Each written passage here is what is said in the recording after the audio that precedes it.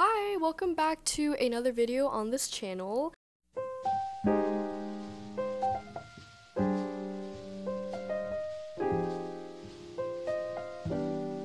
Thank you for coming back if you actually watched my other two videos in the past. As you can tell, school has started again, like from my background, and my schedule is getting pretty hectic and it's picking up again. But I really am determined to keep this going.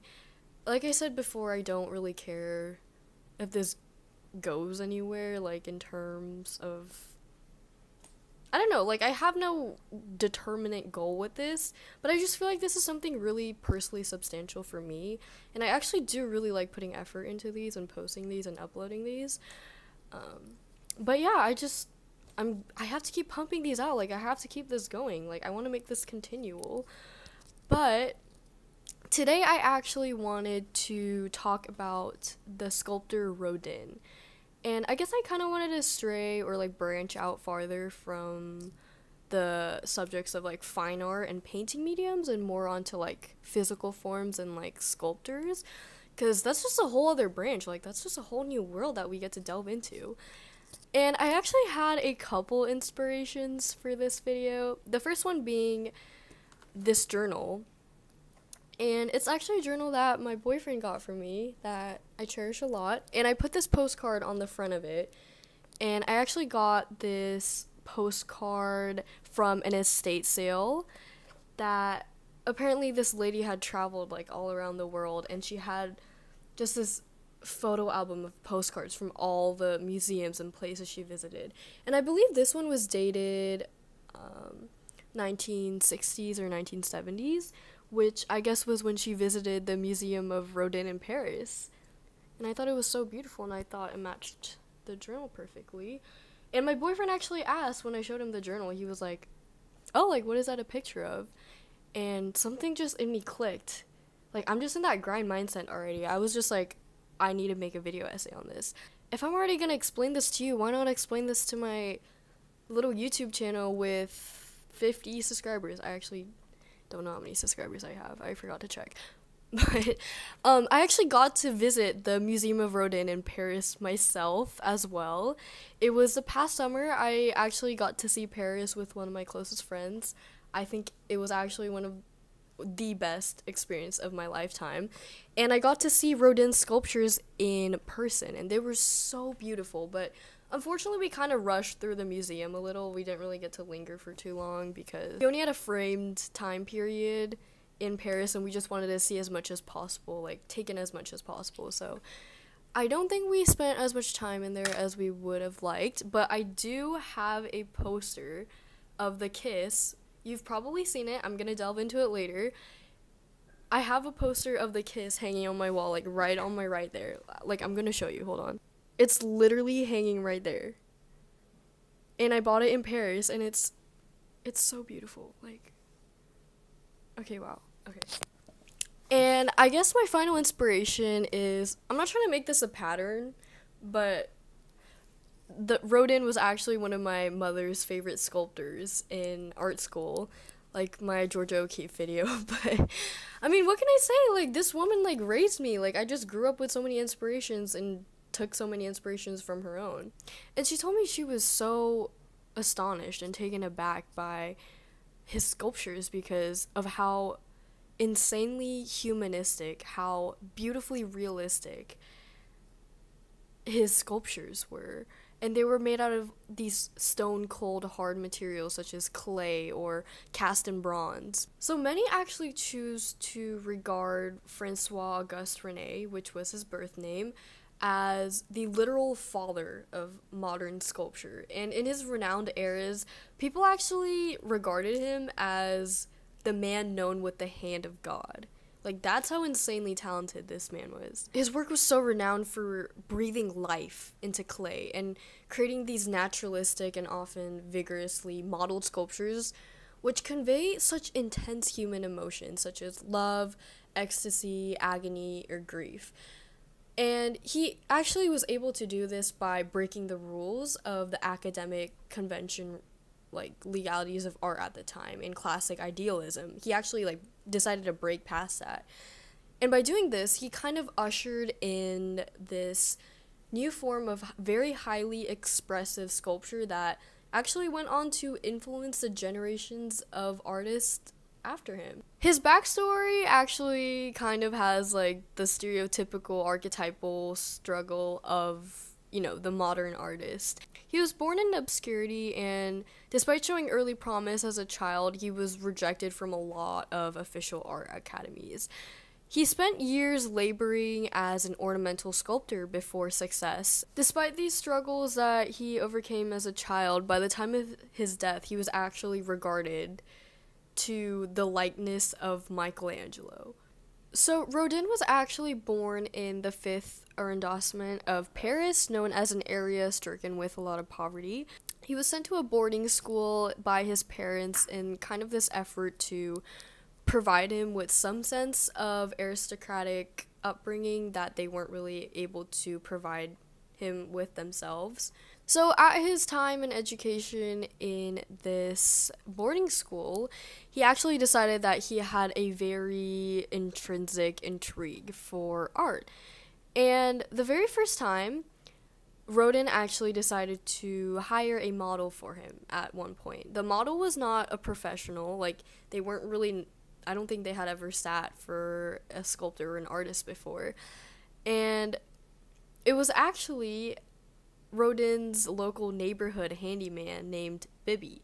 And Rodin states that he was somewhat just drawn to Bibby's rough, naturalistic features, and instead of kind of trying to coat it over just for the purpose of aesthetic being, like many influential artists in his time era, he wanted to depict Bibby as he was, with all his rough features, his broken nose, his calluses, and what was considered ugly. So when he finished this sculpture, he actually titled it Mask of the Man with the Broken Nose. And in the process of casting and sculpting it, unfortunately, it was really cold in Rodin's studio. So it froze the clay head he was modeling, and the back of the head, just kind of froze off, it fell off. So it was just the face. And instead of trying to fix this, Rodin actually kind of just decided to flow with it, hence the name Mask of the Man. He accepted the head, and he just decided to accept this work of art as a mask. And when he presented it to the Paris Salon in 1864, he thought it was one of his greatest works. He thought he did amazing. Unfortunately, it was turned down, much to his disappointment, by the Salon jury.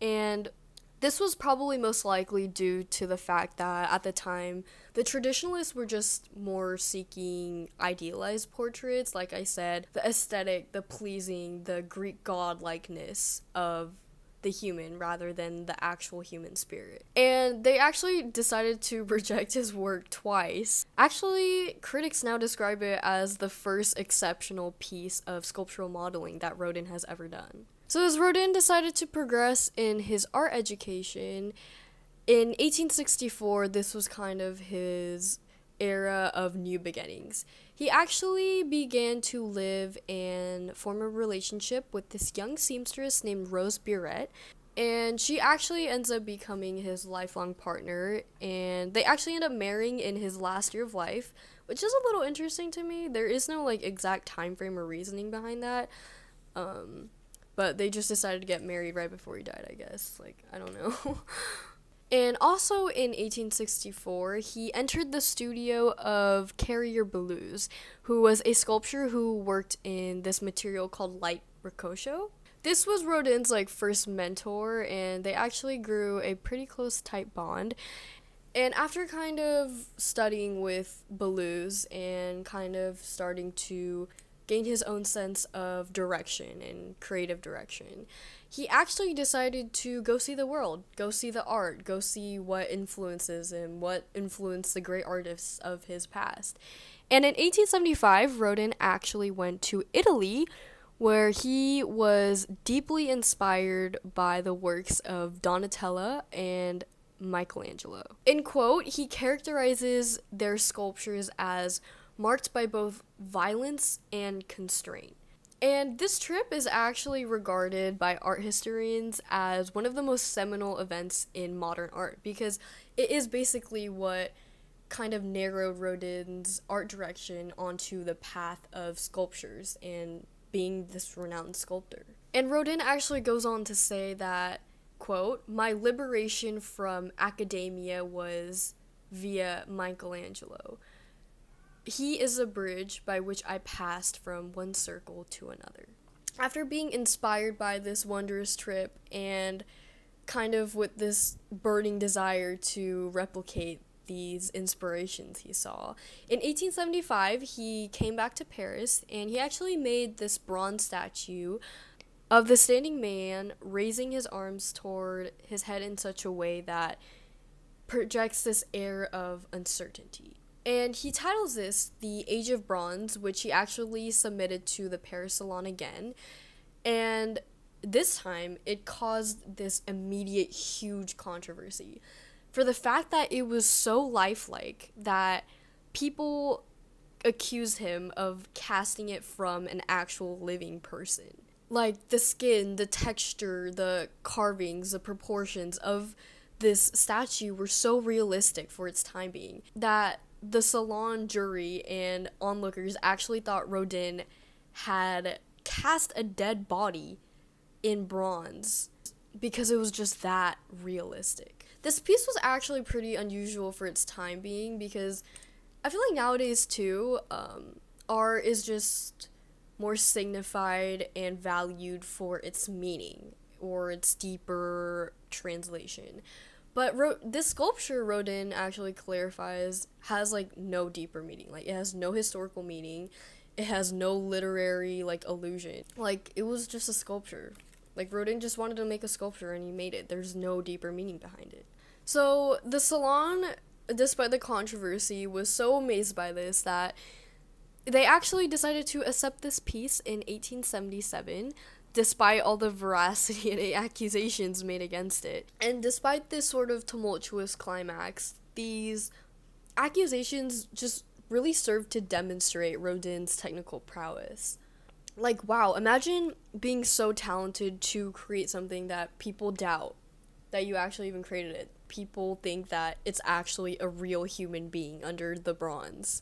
And Rodin was actually really deeply insulted by these insinuations that he had secretly cheated, and he was able to refute it with actual photographs of the young officer that had posed for him. I think the key to Rodin's success as an artist was his ability to use this harsh materiality of sculpture to kind of convey this fleeting mobility of the modern human. To do this, he kind of rejected these polished and idealized forms of former academic sculpture that he had been taught in his years of art education, and he kind of just leaned towards more in favor of these coarser, more imperfect surfaces that were able to just more accurately convey these anguished emotions such as agitation, physical existence, and human motion.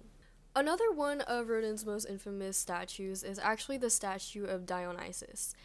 And this is another piece of work that was heavily influenced by Michelangelo. And it was actually his first full-length piece that was actually displayed at the Salon as well. And those that were used to these traditional sculptural forms that were based on historical or mythical topics were kind of bewildered by this figure's equivocal position, as opposed to these former translation of this perfect figure, this godlike, unreachable status of a being. This sculpture actually, the man's face can't really be recognized.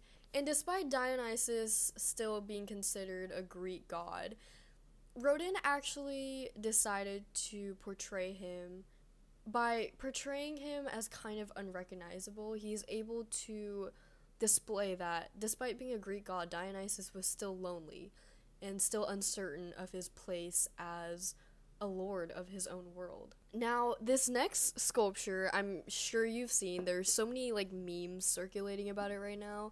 I actually have a picture of it myself next to it, and I'm like posed with it. It's so funny. But it is the Thinker. Like, I'm sure you've seen the meme that's like, bro thinks he's the Thinker or whatever. Like, so funny, whatever. But it actually came from Rodin. Like, this is where it's from.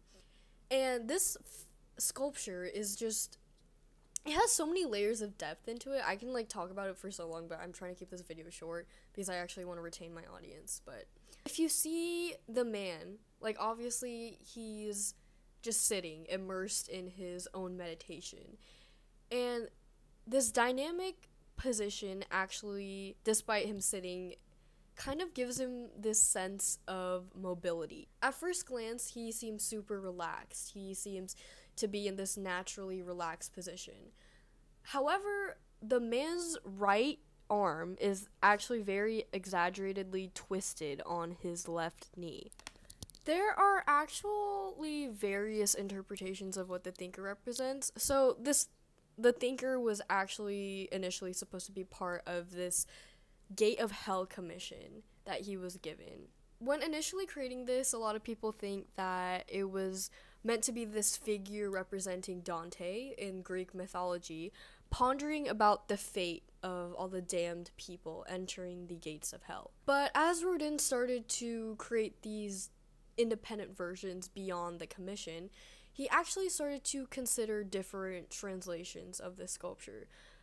Overall, I would say that this statue is kind of to represent this struggle of the human mind. I think it's a translation of contemplation over time. At first, he is struggling, but I think as time progresses on, the man thinking kind of starts to see hope in it, kind of starts to see this light of naturalistic optimism. As the thoughts slowly become clearer, he turns from this thinker into a dreamer, and finally into this creator, which Rodin kind of internalizes within himself. And a lot of people actually think that Rodin modeled this sculpture after himself. They think it is actually Rodin as the man. And this sculpture is actually the sculpture Rodin picked for his gravestone.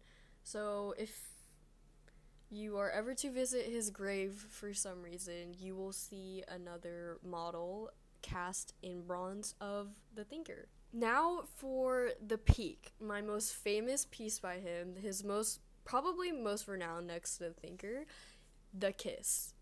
I think this sculpture is so beautiful because it just perfectly embodies this universal interpretation of love and the feeling of being infatuated with someone else.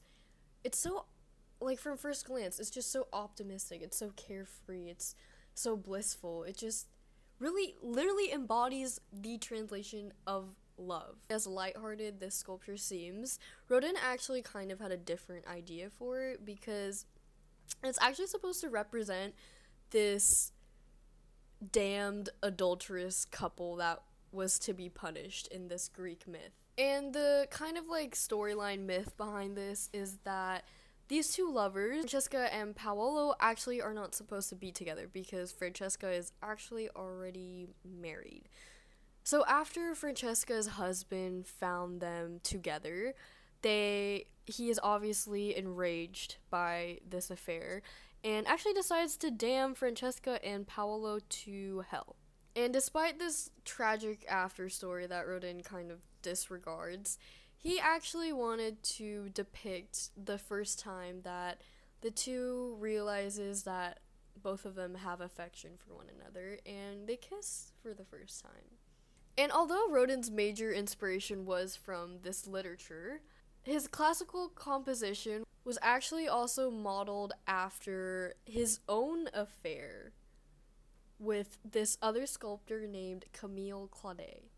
And Camille was actually initially his apprentice at first, and they soon started to form a relationship and fall in love. And upon entering his workshop in 1884, Camille decided to stay in a relationship with him until 1892.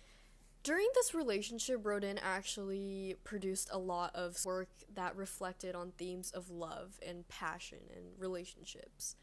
Obviously, all of these were modeled after Camille, But unfortunately, after it became evident that Rodin valued his marriage with Rosemore and would not leave Rose for Camille, Camille decided to terminate this affair and kind of decided to branch off on her own and create her new era as her own sculptor. Following their breakup, Camille actually came out with this piece called The Mature Age.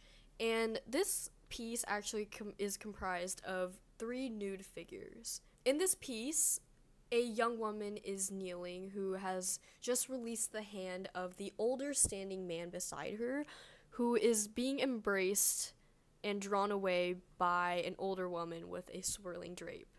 And this is very clear, like, she was so obvious about it, like, she wasn't even conspicuous. Like, I kind of see this as a little bit of an allegory for aging.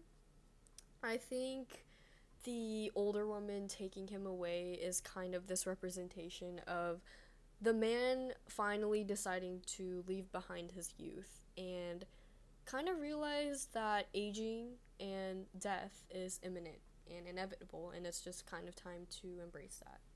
Finally, in 1916, the year before his death, Rodin actually bequeathed his entire estate, like his entire lifeline of work that he owned himself, to the French state. And this not only included his sculptures, it included his drawings, all his works, and his collection of antiquities that he had produced in his lifetime.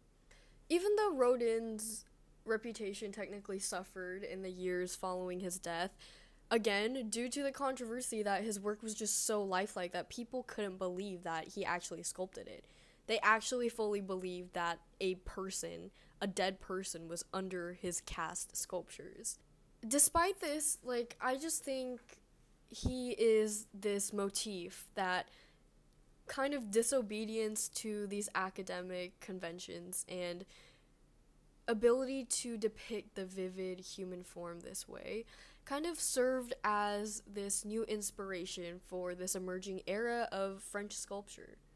He is still regarded as infamous to this day for being able to find inspiration for this in this power and formal beauty that he was able to see in the fragments of classical and Greek Roman sculpture at the time, but kind of utilize it to express the raw inner struggles of the human mind within his sculptures and work. Rodin's sculptures actually went on to influence all these other modern sculptors that I'm sure you've heard of, such as Maillot, Brancusi, Arpaco, and Matisse. Beneath the stillness of his sculpted forms is this idea of, like, inner movement. And I think it's supposed to frame the exact moment within, like, the inner struggle of a soul when it is just so caught in the grip of a strong emotion. And you can sense this from the angst or joy of his creations through his infamously agile techniques. Rodin was able to sculpt this world of passionate figures through his passionate emotions as a man himself. And that is actually my final statement and word of being on the sculptor Rodin. So next time you see the meme, like, bro thinks he's a thinker, I need you to think back on this video essay, and I need you to actually unveil all the onion layers that went into this sculpture, because there's so many and it's so beautiful, and they deserve to be thought about and recognized. Anyways, thank you so much for listening. I'm just gonna paste all the pictures that I actually have from the Museum of Rodin, like, on the sides that I didn't really get to include in the video. I just feel like everybody should see them. Like, I actually got to see this in person. It was so amazing. But, again, thank you so much for watching. I hope to make this a constant, continual thing despite school going on, because, like I said, these are so fun to make. I genuinely enjoy doing this so much. I hope this inspired you. I hope you learned something from this in some sort of way. And yeah, thank you so much for watching. Watch out for my next video because I'm probably going to have some crazy funny backstory on what inspired that too. Thanks for watching. Bye.